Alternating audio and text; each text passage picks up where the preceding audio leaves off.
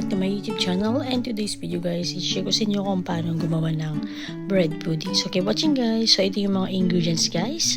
Meron tayong egg, bread, evaporated milk, and condensed milk. So keep watching guys. So first guys, ilalagay muna natin yung evaporated milk. Saka natin ilalagay yung 3 pieces of bread guys. Sliced bread. Ayan. So, any kinds of bread guys, pwede. So, ayan. So, hanggang lumambot siya guys. So, dudurugin lang natin siya guys para mas mabilis i-grind mamaya. So, ganyan lang kadali guys. Ilalagay natin sa grinder. So, i-grind natin siya guys para maging smooth.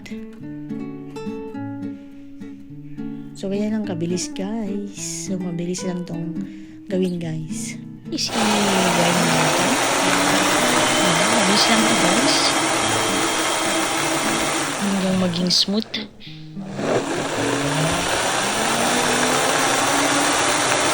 Lipat natin sa container. Ayan. Ayan, smooth na siya guys.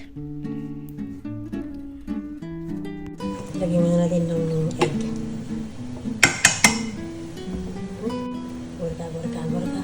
Baka natin nalagyan ng 2 pieces of egg guys.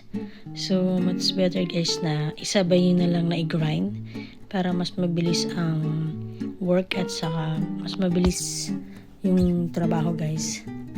So, ayan. Ilalagyan natin yung evaporated milk. Ihalo lang natin guys ng mabuti hanggang mag-well combine.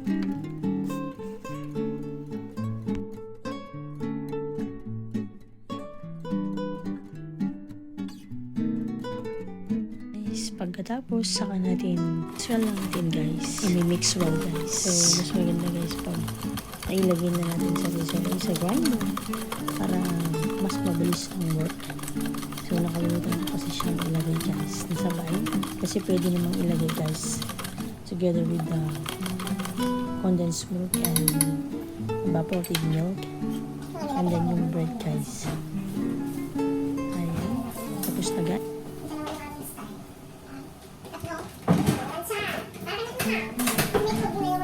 Din ako ng lemon guys. 2 tablespoon of lemon juice para hindi malansa yung ating bread pudding guys. Mamaya para nalito. So yan yung pinaka secret ingredients guys. O lagyan nyo ng vanilla. Guys, magkutunin tayo ng white sugar. So naglagay lang ako ng 4 tablespoon. Hanggang tutunawin natin hanggang mag golden brown guys. So mabilis lang naman itong gawin guys. So malapit ko natin na lahat. So hintayin lang natin dissolve yung sugar.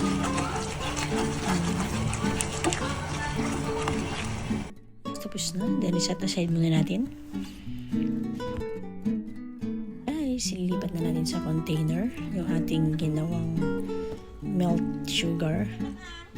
And parang leche plan din to guys. Ayan, dalawa yung ating gagawin ngayon guys. Saka natin ilalagay yung ating mixture guys. Ayan. So, gagawa tayo ng dalawa ngayon guys na container. So, 2 times din akong gumawa guys para dalawang bread pudding guys. Pero pag isa lang, konti lang yung guys yung ginawa kong isa. So, kailangan natin gumawa ulit. Steam ko lang guys ng 40 minutes guys. Ayan. Balikan ko kayo ng 40 minutes. Steam lang natin guys.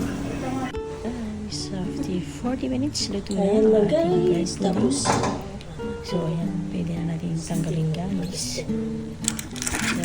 Yung isang pa natin ginawa. 2 pieces guys. Ayan. Tapos na isa. Steam na rin guys. Eternity later. So, ready to serve na guys. Ayan. Charan!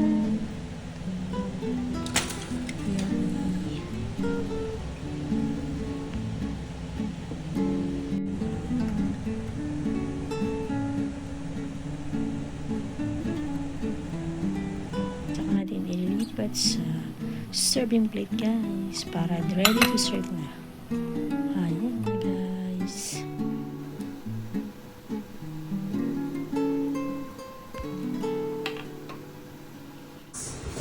Sarap guys.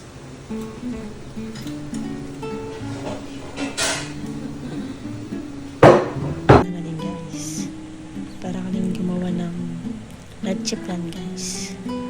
Pagkaiba lang, wala siyang bread yung leche plan. Pero dito guys, may bread siyang halo. So guys, kain po tayo. And thanks for watching guys. Kung hindi pa subscribe sa aking YouTube channel, please do subscribe. This is John19 and click the notification bell para lagi mo updated sa aking mga new videos. And that's all for today's vlog guys. Thanks for watching. See you again in my next video. Bye and God bless.